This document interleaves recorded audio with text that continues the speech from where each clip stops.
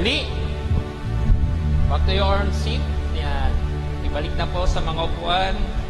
At tayo po ay magsisimula na, ng mabuting balita ayon sa ating Panginoon. So, are we excited? Sige po, pakibatingan yung mga kapatid, mga nasa likod at nasa harap ninyo. Sabihin nyo, kumusta ka, kapatid? Yan. Nawa ay nasa mabuti kang kalagayan at ako'y natutuwa na ikaw ay narito. Hindi, Yan. Praise God sa ating ding mga nakakapakinig at nanonood sa ating online stream. Purihin po ang Panginoon at nawa ay nasa mabuti kayong kalagayan at malayo sa sakit at karamdaman. At dalangin ko po na kayo ay bigyan pa ng habang buhay, at pagkakilala pa sa Panginoon. Purihin po ang Diyos. At sa pagtatapos po ng ang serye ng ating topics about discipleship, ay ito na po yung ating huling topic sa buwang ito. Dahil ito na yung huling linggo ng Hunyo. So, dadako na tayo sa susunod ng buwan na Hulyo. So, malapit na yung ating anniversary din. So, nakakatuwa naman po at yung katapatan ng Panginoon ay, sabi nga niyan, ay laging nariyan. Kahit minsan ang tao hindi tapat, pero pinapakita pa rin niya yung katapatan niya sa buhay natin. So, ang tema po ng ating pag-aaralan po ngayon is Making Disciple for Christ. Making Disciple for Christ. Pakiulit nga. Yan. Making Disciple for Christ.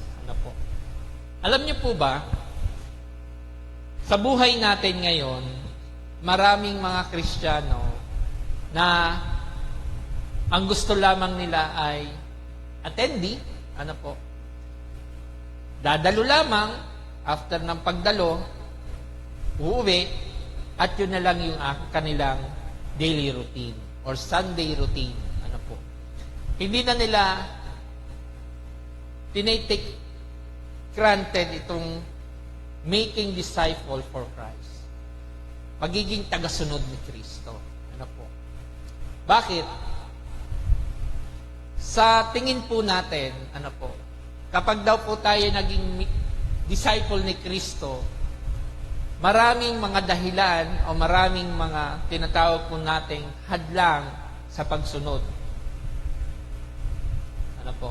Kaya, minsan yung mga Kristiyano o nakakilala sa Panginoon ay hindi na nagpupursu na maging isang disciple for Christ. Bakit? Dahil alam natin, pag sunod daw kay Jesus Christ ay maraming sakripisyo at marami daw pong mga tinatawag nating isa sa alang-alang. Diba ba? Yung pag Kristiyano ka na, hindi mo na magagawa yung mga dati mong gawi. Mas lalo na pag ikaw ay disipulo na ng Panginoon. Kaya yung ating pag-aaralan ngayon, yung making a disciple for Christ ay dapat lagi nating hangarin. Tayong lahat, ay maghangad na tayo ay maging isang disipulo ng Diyos. Maging disipulo ng Diyos. Hindi lang tayo dapat maging Zimbabwe. Dapat marunong tayong mag-disciple din. Kaya nga meron tayong E12 na ginagamit po natin para sa pagpoproseso kung paano tayo magturo at maging alagad ng Diyos.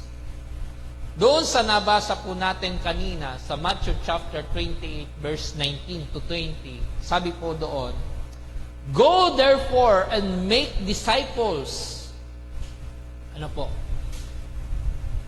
Of all nations. Ibig sabihin, hindi lamang dito sa lugaran ito, hindi lamang doon sa Manila, kundi all nations. Apo, by baptizing them in the name of the Father and of the Son and of the Holy Spirit, teaching them to observe all that I have commanded you. And behold, I am with you always to the end of the age. This is the greatest commandments or commissions na dapat gawin ng tagasunod ni Kristo. Nung ang ating Panginoon ay namatay, at siya'y muling nabuhay, ito ang kanyang sinabi sa mga apostol. Go, therefore. Pag sinabing go, mayroong pagkilos. Hindi pwedeng maging stagnant ka pag sinabing go. Hindi steady lang. Dapat, you need to walk. Yun ang gusto ng Panginoon. Go therefore and make disciple of all nations. The Great Commission of our Lord Jesus Christ to our Christians. To all our Christians. Bakit? Kasi yun ang mandated ng Panginoon sa atin. Doon sa mga Kristiyanong nanampalataya at nakakilala na sa himala na ginawa ng Panginoon sa kanyang buhay, kailangan matuto tayo na maging isang disiplo at mag-discipler din tayo.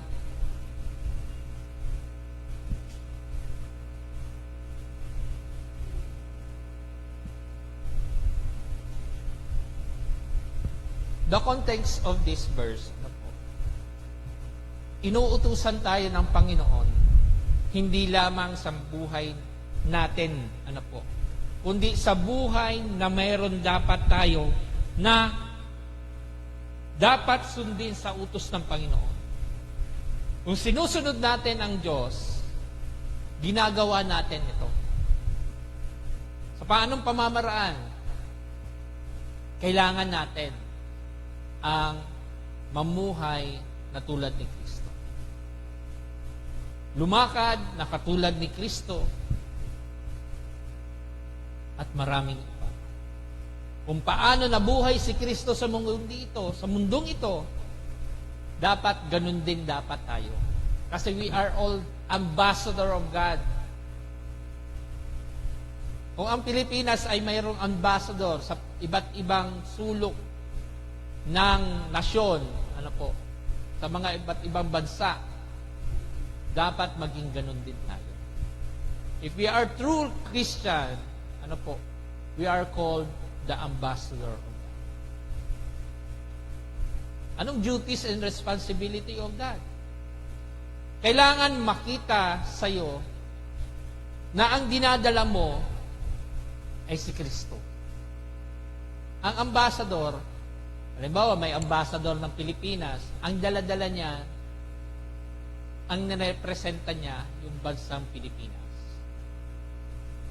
Pero kung ambassador ka ng Diyos, ang banner mo, ang dinadala mo ay ang Diyos. Kaya, go therefore, ang sabi doon, and make disciple of all nations. Kailangang makita sa ating mga Kristiyano na tayo'y lumalakad. Hindi lang yung sa pastors, hindi lamang sa mga leaders, hindi lamang sa mga deacons. Yung gawain na yon. It's mandated to us to take an actions, to move forward, and step forward. Hindi lang tayo dapat doon sa ating comfort zone. Kailangan makita sa atin kung paano dapat tayo mag-let go. Lumago spiritual. I-desire natin sa buhay natin na ako bilang nakakilala sa Panginoon, dapat lumago ako. Hindi ako dapat mananatili sa ganito lamang. We need desire.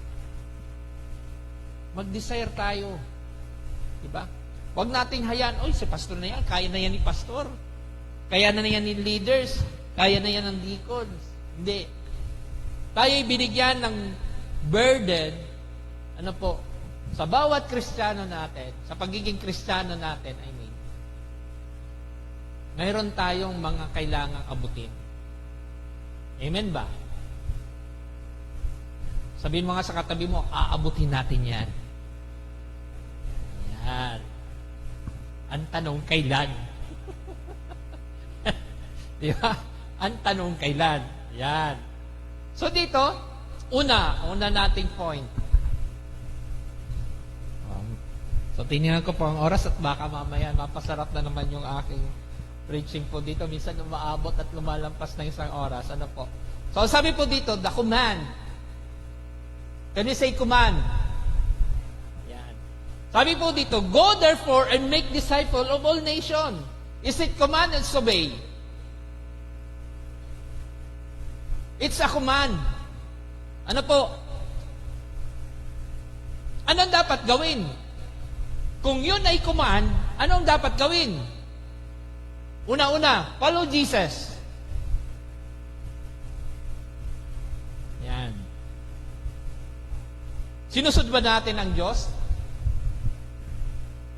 Tanungin mo nga, sa katabi mo, sinusunod mo ba ang Diyos? Konti lang. Diba? If you know to follow Jesus, sabi doon sa John 10:27, my sheep hear my voice, and I know them, and they follow me. Ang sabi doon sa Tagalog, dinirinig ng aking mga tupa. Yan. Hindi kambing, ha? Sabi mo nga, tupa ka. Yan. Tupa, hindi kambing. Diba?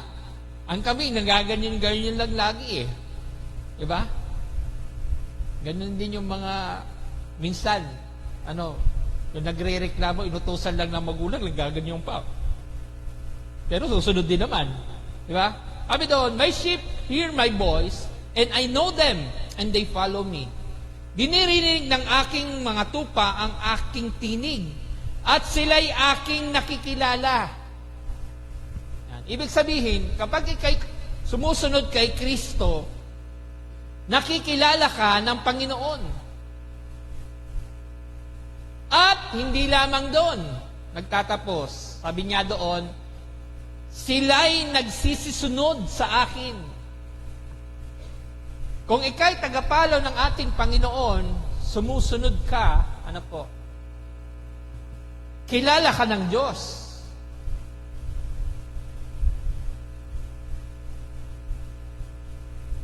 At yung sinasabi nating footstep ng Panginoon ay sinusundan mo upang hindi ka maligaw. Amen ba? Yan. Kaya sabi doon sa Colossians chapter 2 verse 6, sabi dito, therefore, as you receive Christ Jesus, the Lord, so walk in Him. Kaya sabi doon, yamang tinanggap na ninyo si Kristo at ating Panginoong Yesus, ang ating Panginoon, ay magsilakan nga kayo sa Kanya.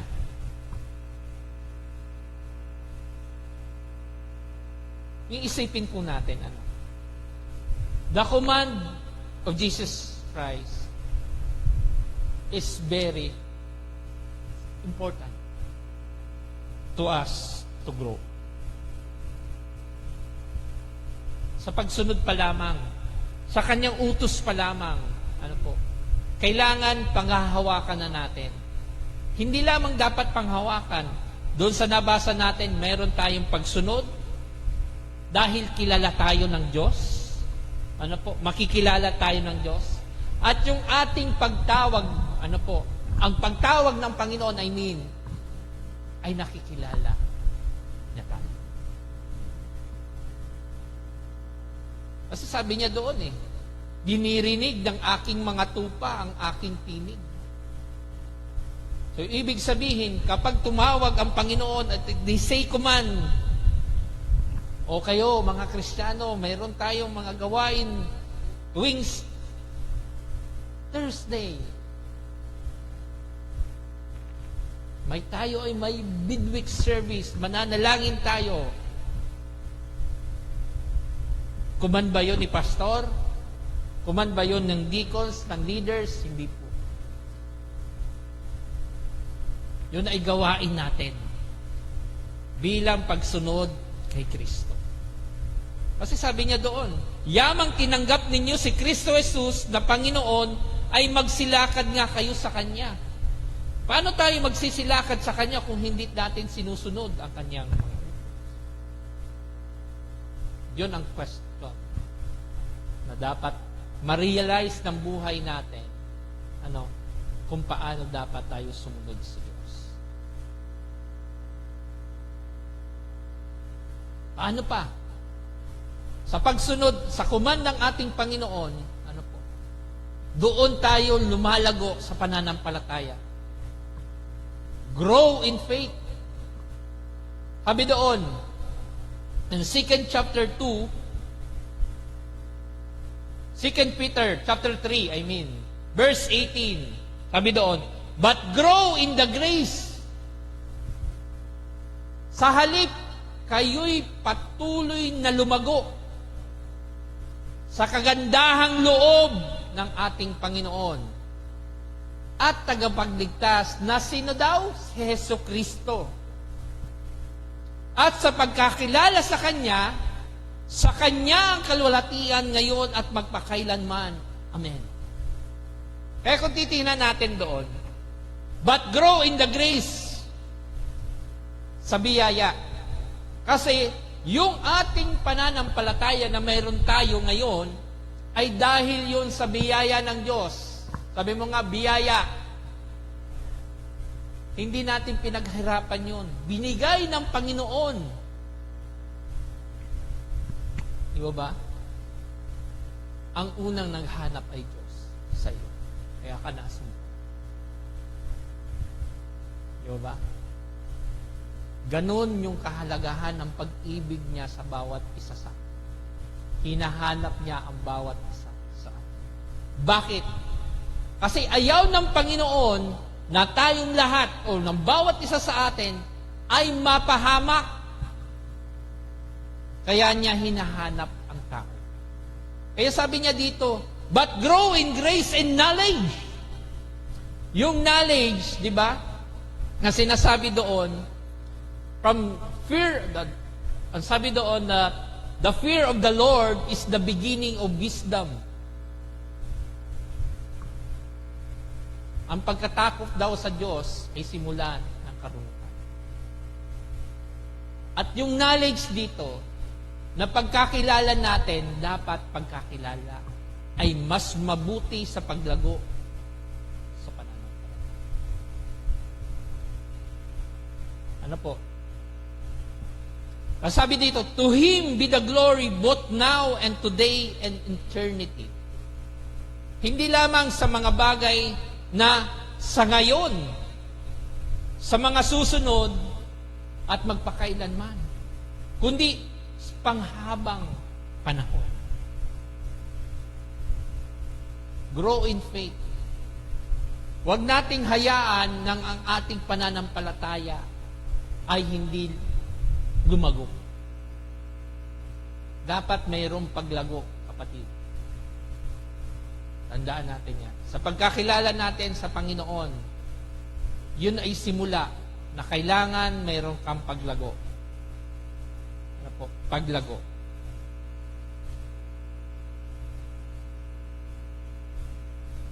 Sabi sa Romans chapter 10, verse 17, sabi doon, sa paglago ng inyong pananampalataya, ay makikita, dapat mayroong ganito. Ang sabi doon, so faith comes from daw, ano daw po? Hearing. Ang pananampalataya daw po ay magsisimula sa pakikinig at pakikinig ng salita ng Diyos. Ito bang ginagawa natin ay isa sa mga bagay na pakikinig na nagmumula sa Diyos? Amen. Diba? Kasi mahalaga na makita ng isang tunay na Kristiyano na pag ang iyong pananampalataya ay mayroong paglago, makikita sa iyong paligid at sila'y ma-amaze. At ma-encourage pa sila. Bakit? Mayroong nakikitang paglago sa iyo. Diba? Kung still patuloy ko pa rin, na hindi nakikita sa iyo yung paglagong pananampalataya, mayroong problema sa iyo. Kaya sabi dito, kailangan, so faith comes from hearing, and hearing to the word of Jesus Christ. Sa salita ng Diyos.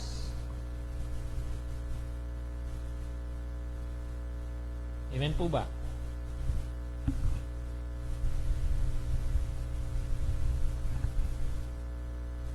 Live in the truth. Mamuhay sa katotohanan. This is the next. Paano ba tayo namumuhay sa katotohanan? Sa paglakad natin sa mundong ito, paano ba natin makikita yung buhay natin na tayo ay lumalakad sa katotohanan? Patuloy ba tayong nakikisa sa mga bagay-bagay na activities ng simbahan na ibinibigay mo ang iyong sarili para sa kagagandahan at ikalalaki at kaulad ng simbahan? Kaya sabi dito sa Matthew chapter 5 verse 16, sabi doon, in the same way, let your light shine before others. Dapat magliwanag ka daw bago ang iba. Sa buhay natin, sa katotohanan, sa buhay natin ngayon, kailangan ikaw ay magliwanag. Dahil ang Diyos natin ay liwanag. God is light. At doon sa liwanag na yon, ay naliliwanagan niya ang mga kadiliman na parte. Ganun din ang gawain ng Panginoon. Because Jesus is the light, yung liwanag, sa ating mga kadilimang buhay, ay nakikita ng Diyos. At pag nakita ng Diyos yan, mangungusap siya at para baguhin. Kaya nga sabi dito, let your shine before others, so that may see your good works and give glory to your Father who is in heaven. Para daw makita yung mga mabubuti mong gawa na magbibigay ng kawalhatian sa Diyos amang nasa langit. Pag ikay namumuhay na may katotohanan, tandaan po natin, ang mga mabuting gawa ay bunga na ikaw ay ligtas. Tandaan natin, ha? Ulitin ko po. Ang mga mabubuting gawa ay bunga ng iyong kaligtasan. Na ikaw ay ligtas. Ligtas ka na. Kaya nakakagawa ka ng mabubuting gawa. Tandaan po natin, hindi yung gumagawa ka dahil gusto mong maligtas. Gumagawa ka dahil ligtas ka na, kaya yun yung bunga ng iyong kaligtasan. Okay po? Sabi doon sa John chapter 8 verse 31 to 32. So Jesus said to the Jews who had believed him, if you abide in my word, and you are truly my disciples, and you will know the truth, and the truth will set you free. Sa buhay natin ngayon, na gusto natin lagi na may katotohanan, di ba? Gusto natin na makalaya. Kaya nga, minsan, pag nakikita natin sa mga news, di ba? Kailangan natin ng justice. Di ba? Kailangan natin ng sinasabing katarungan ang ibigay doon sa mga naapi. Di ba? Nakikita natin sa mga social media, mga patayan dito, patayan doon. Ang ginagamit ngayon ng kaaway yung mga kabataan. Kung napapakinggan ninyo sa radyo at napapanood ninyo sa mga social media, yung pagpasok ng mga kabataan o doon mismo sa loob ng paaralan, minsan may nakikita ng baril at yun ang ginagamit para ang kapwa niya mag-aaral ay kitilin ang buhay. Kaya minsan, tayo po mga magulang, kailangan mayroon tayong tinatawag po nating pagdidisiplina sa mga bata, lalong-lalo na sa mga minor de edad. Kasi minsan, yung kanilang addiction, sa mobile, ay minsan, tinatry na nila sa toong buhay. Kaya, lagi po nating i-guide yung ating mga anak. Kaya dito, kailangan nabubuhay tayo ng may katotohanan tungkol sa Diyos. At yung katotohanan na yon ang siya magpapalaya sa atin. Amen ba? Make a difference. Anong gusto nang ipahawatig sa atin ng Panginoon dito? Kung ang Diyos ay nag-command sa iyo sige, magbago ka na. Baguhin mo ang dati mong mga gawi. Sabi doon sa Acts chapter 1 verse 8, "But you will receive power when the Holy Spirit has come upon you, and you will be my witness in Jerusalem and in all Judea and Samaria and to the end of the earth." Tayo inuutusan ng Panginoon na mamuhay tayo, ng may pagbabago sa ating sarili. Pag ikay Kristiyano na, kailangan mayroon ka ng pagbabago. May transformation, yung sinasabi nga. Bakit? Kapag walang transformation, pero nakilala mo ang Diyos, ang niluloko mo sarili mo. That's the truth. Hindi man nakikita ng mga katabi mo, o nasa loob mo, pero nakikita ng Diyos. Ano yung nasa labas at ano yung nasa loob. So, kailangan mayroong pagbabago. At sinabi ng Panginoon sa iyo, I command you to be new to Christ. Kaya nga't minsan tayo, pag mayroon tayong baptism, di ba? The old has gone and the new has come. Yung paglubog pa lamang sa tubig, di ba? Meron ng pagbabago. Pero sa pagpoproseso, ng pagkakilala natin sa Panginoon hanggang sa tayo ay lumakad, meron mga trials na hanaharap, pero hindi ka natitinag dahil kasama mo. Amen ba? Kaya make difference. Make a difference. Kailangan mong mabago ka sa dati mong pagkatao hanggang maging bago ka sa pagsunod sa Panginoon. Kaya nga sa Matthew chapter 5 verse 14, sabi doon, "You are the light of the world." Tayo daw yung ilaw. Nagre-reflect sa atin ang Diyos dito sa mundo. Kaya in the same way, sabi doon sa 16, tumalon ako sa 16, let your light shine before others, that may say good works and give glory to your Father who is in heaven. Yun ang gusto ng Panginoon. Magliwanag tayo. Hindi tayo yung magsimula sa mga bagay na kadiliman sa kapaligiran natin. Maging responsible tayo sa ating mga sarili. That we are always remember the ambassador of God.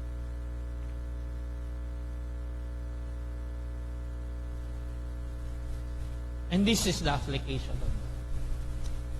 The missions of the church. Tanda po natin, ang misyon ng simbahan is to reach the people around us. Hindi lamang dito sa church. Hindi lamang sa ating pamilya. Maging sa community dapat. That the gospel is to preach for them.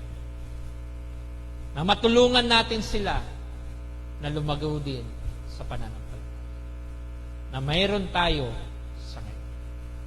Kaya kung hindi pa lumalago ang iyong pananampalataya, pagsikapan mo at hingin mo sa Panginoon na lumago ito kasama ang Panginoon.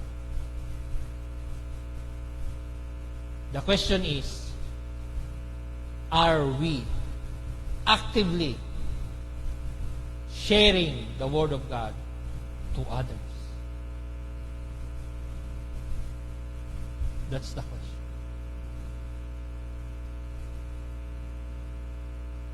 Bakit kaya? Bakit minsan yung ating sarili ay takot tayo magbahagi ng salita ng Diyos? Anong mga reasons? Anong nakikita nating reason?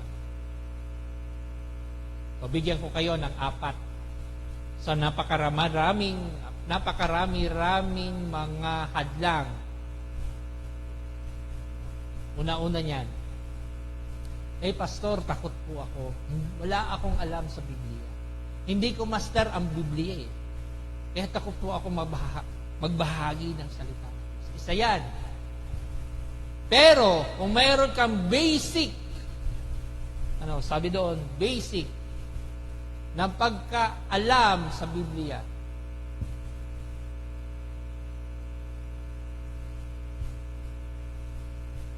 basic ka, John 3:16, diba? Pag-aralan mo, pwede ka magpagbahagi doon. Diba? Lagan mo, the greatest love of God. Lagay mo mga points. Makakagawa ka ng sharing about sa kaligtasan. Basic. Siguro, lahat naman, memorize natin ang verse na yon. John 3:16. Pero sa pagpapatuloy mo ang pagbabahagi ng salita ng Diyos, siguro madadagdagan na yon. Hindi lang John 3:16. At marami pang iba. Pangalawa, problema, natatakot ka na ma-reject ka. Natakot ako, pastor, baka yung aking mga kaibigan ay pagtawanan ako. Diba?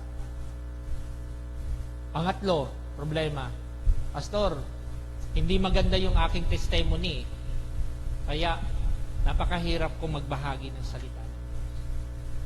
So, ano dapat mong gawin? Pakita mo sa kanila na ikay binago ng Panginoon.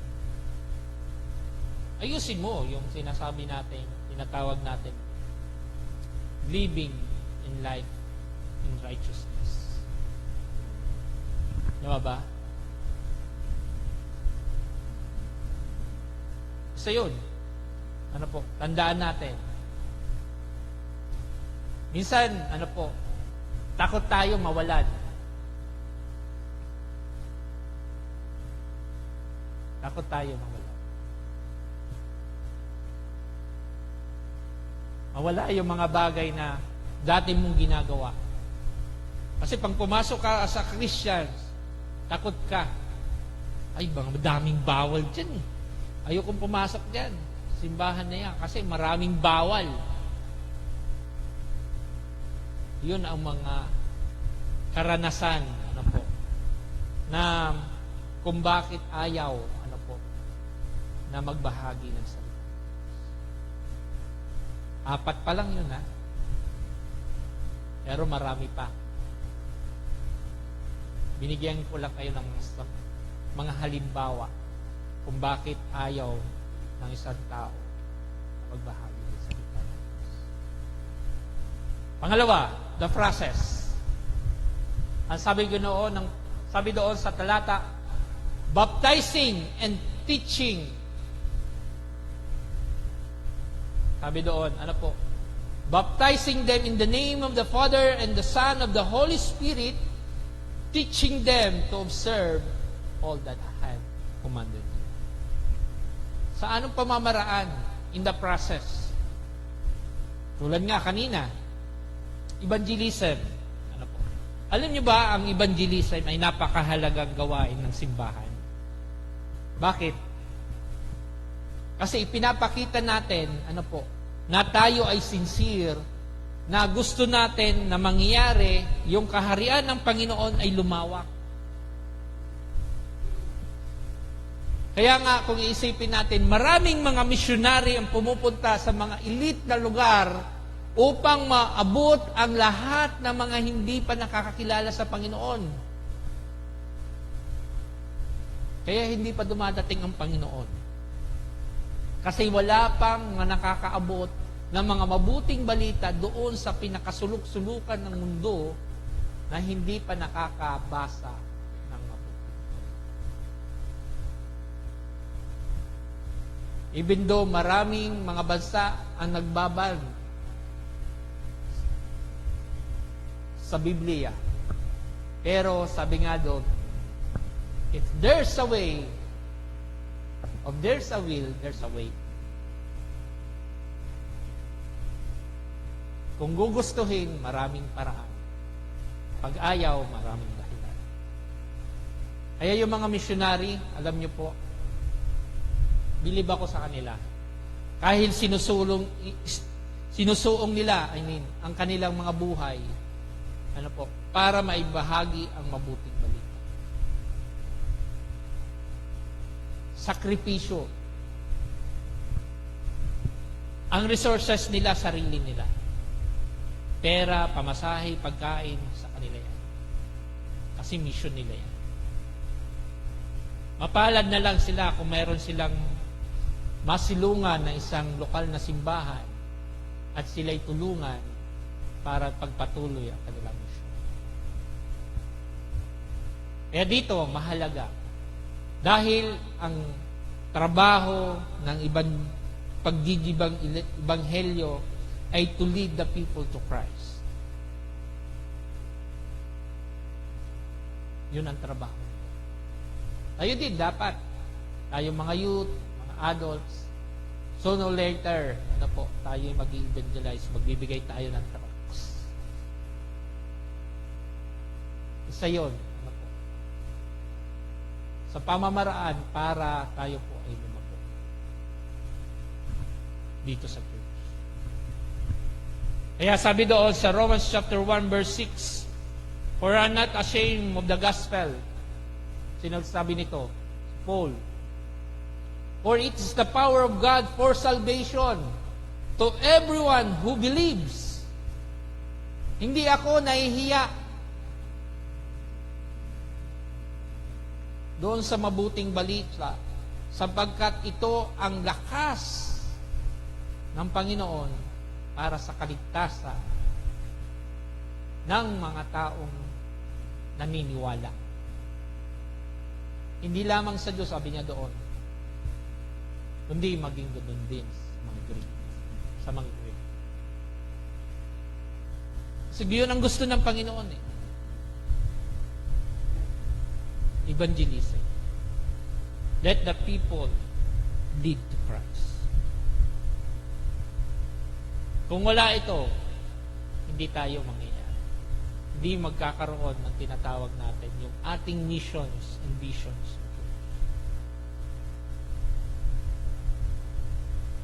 Amen po ba? Pangalawa, baptism.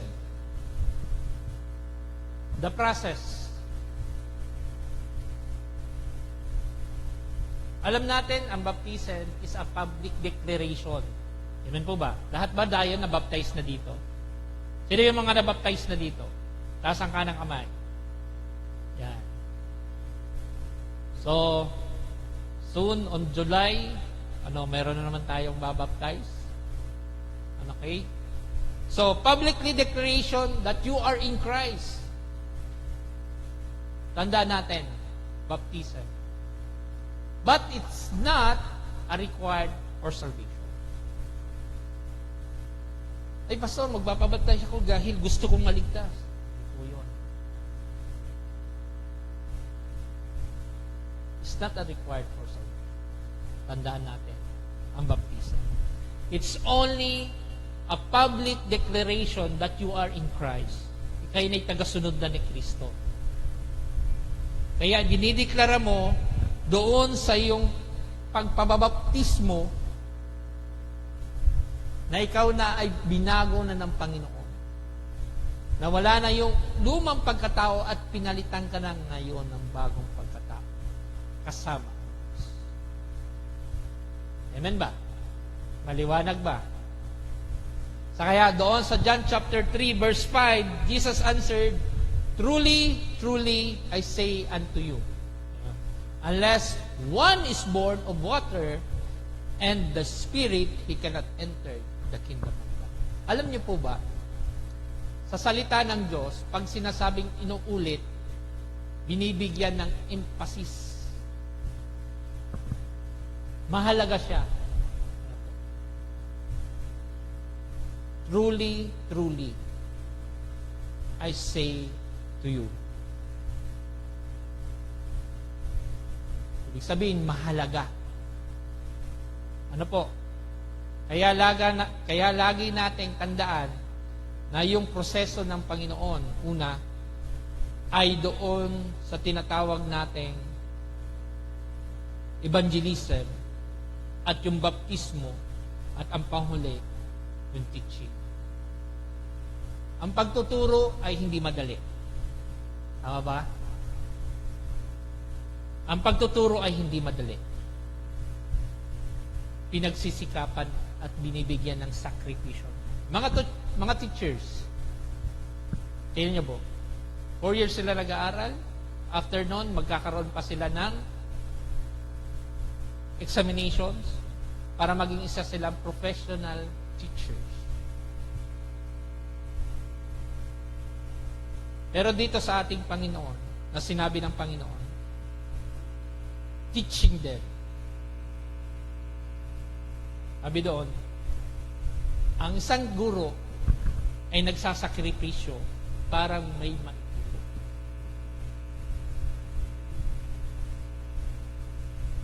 Ang aim nila ay makita yung kanilang paglago sa itinuturo nila.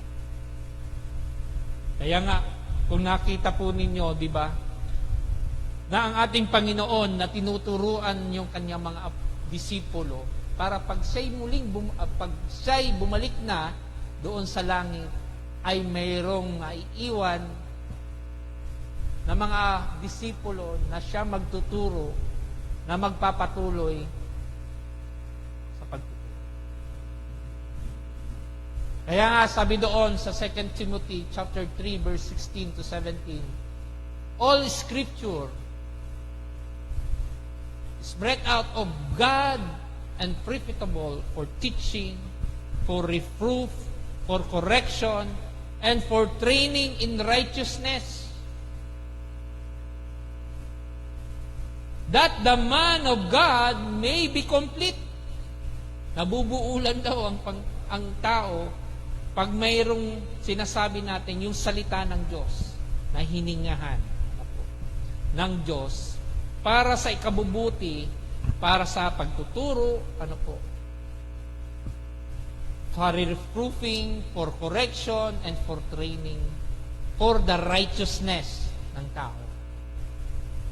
And equip for every good work. Yun ang gusto ng Panginoon. And this is the challenge. Are we learning in God's Word? Natututo ba kaya tayo sa pagsasaliksik natin ng salita?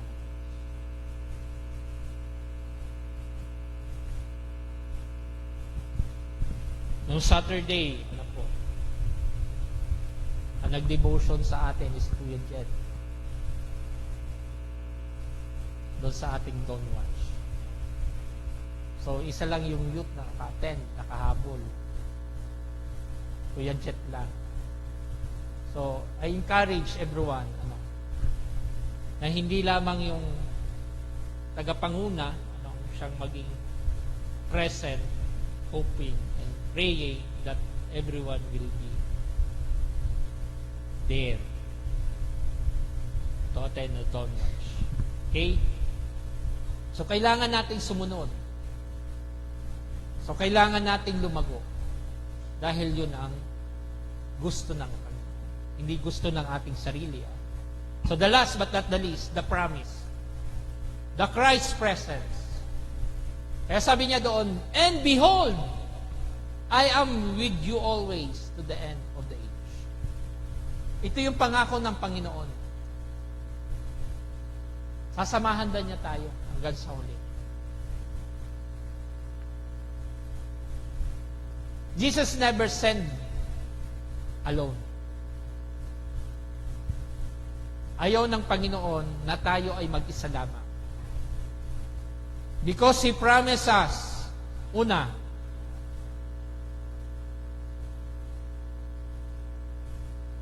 He will give us strength. Tayo bibigyan ng Panginoon ng lakas. Yun ang gusto niya eh. Kasi alam ng Diyos na tayo ay mahina. At dun sa kahinaan na yon, sino ang tutulong sa atin? Sabi dito, in Isaiah chapter 41 verse 10, sabi po doon, fear not,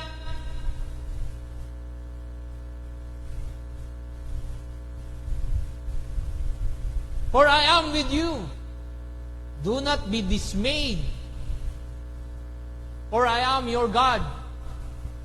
I will strengthen you and help you. Tutulungan tayo ng Panginoon.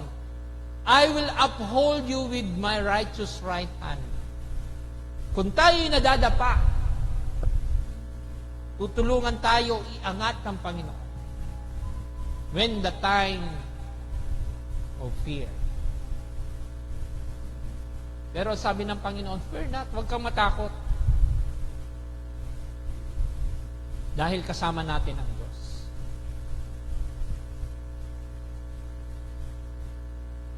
Next, yung sinasabi natin, God,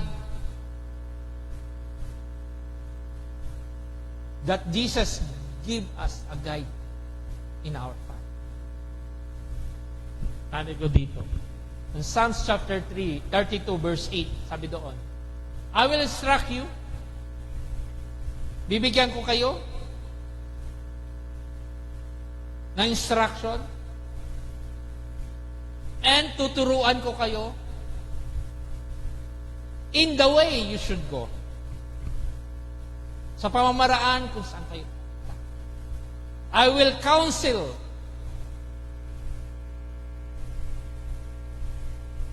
Yun sabi ng Panginoon, I will counsel you with my eye upon you. Nakatingin ang Diyos sa lahat ng pagkilos natin. Kaya ang Diyos, sa bawat pagkilos natin, gumagabay siya. Tinitingnan niya ang bawat kilos natin.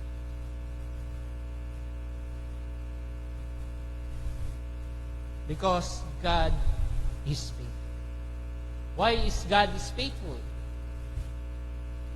Sabi po doon, faithful because ang gusto ng Panginoon, makomplete natin yung mission na kinuman ng Panginoon sa atin.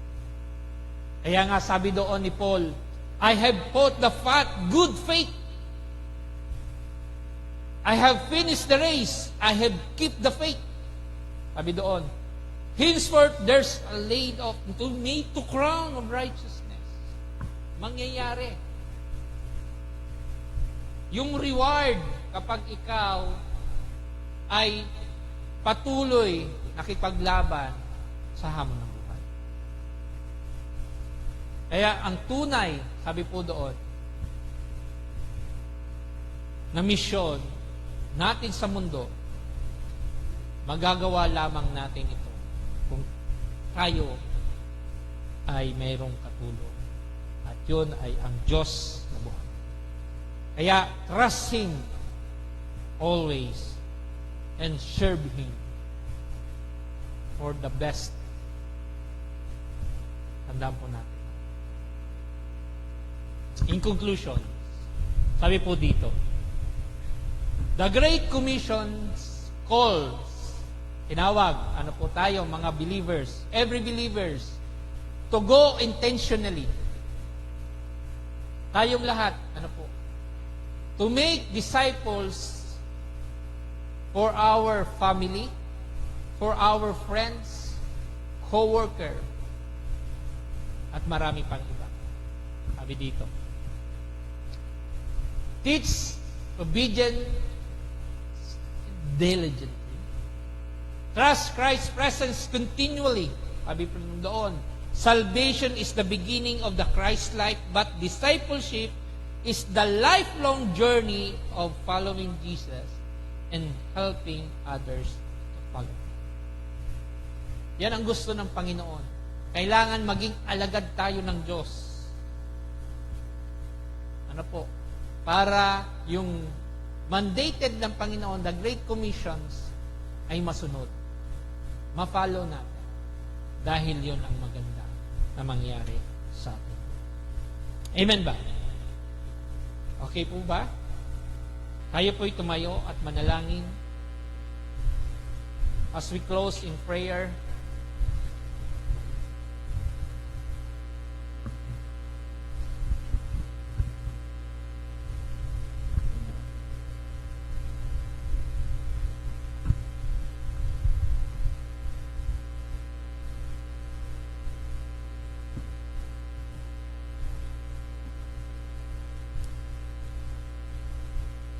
tandaan po natin ang buhay natin sa mundo nito.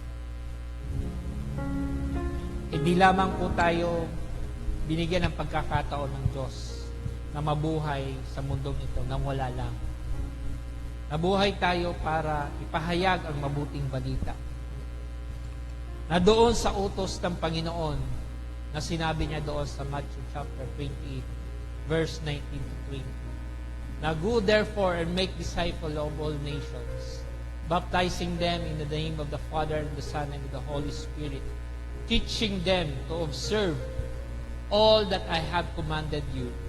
And behold, I am with you always to the end of the age. Ay isa sa mga bagay na mayroon dapat tayo ginagawa.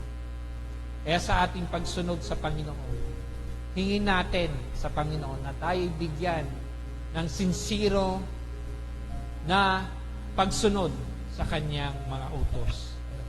Dahil paano natin magagawa ang mga bagay na pinag-uutos ng Diyos kung tayo ay hindi nag-forward, hindi nag-step out sa ating mga comfort zone. Kaya ipanalangin natin sa Panginoon. Tayo po yung yumuko at manalangin.